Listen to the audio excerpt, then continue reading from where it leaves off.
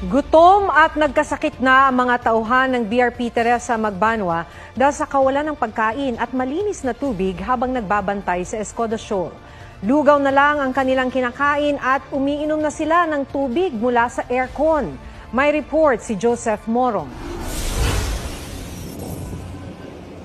1.5 kilong bigas na pinagkakasya sa 63 katao. Ganito kahirap ang naging sitwasyon ng mga tauhan ng BRP Teresa Magbanwa sa loob ng halos isang buwan bago makabalik ng Puerto Princesa, Palawan kahapon. Rice porridge na lang po.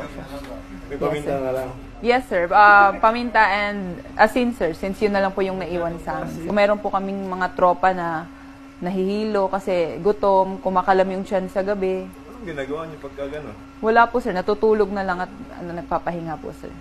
Naubusan na rin sila ng inuming tubig kaya bukod sa tubig dagat na sinasala ng freshwater generator, umiinom na rin sila ng tubig galing sa